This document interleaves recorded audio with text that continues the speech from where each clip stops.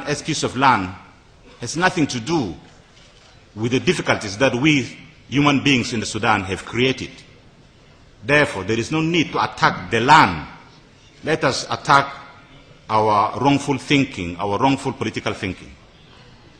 And I shall speak, as I mentioned earlier, in defense of why I think that the reasons put forward by many people in the north as well as in southern Sudan in defense of secession of southern Sudan from the rest of Sudan, to me, are very fallacious. That is, very falseful reasons, not very truthful reasons.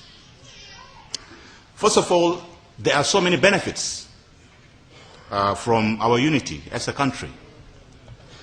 I think in the long term, we shall have efficient and effective use of our national resources. Yes, in the short term, we have experienced difficulties, but we are moving towards the long term, and I strongly believe that we are going to have efficient and effective use of our national resources.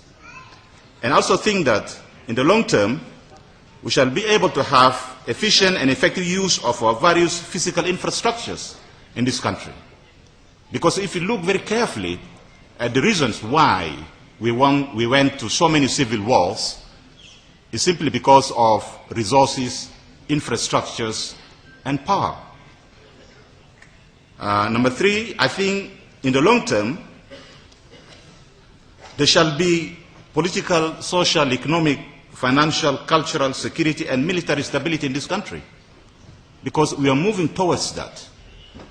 If you compare the period between 1956 up to 1972, and then you compare between 72 to 83, and you compare between 2005 and now, you shall be able to discover some periods of quietness. Because when we get tired of fighting and killing one another, we become very sober politically, and we resort to peace. So let us pursue this peaceful path. And I also think that there shall be more effective and beneficial use of our international relations and concomitant opportunities and resources for common good and prosperity. Because right now, while the political atmosphere in the Sudan is saturated with political emotions, we Sudanese political groups, parties, etc., tend to abuse international relations for group benefits. And this affects us negatively.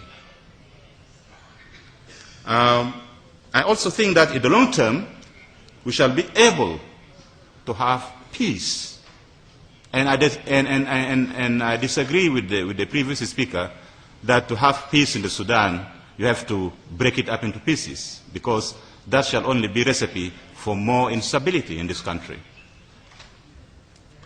And who are lawyers and who are very enlightened about this, the doctrine of uti possidetis, and this doctrine, you should revisit this. This doctrine is what is keeping the whole of African continent intact.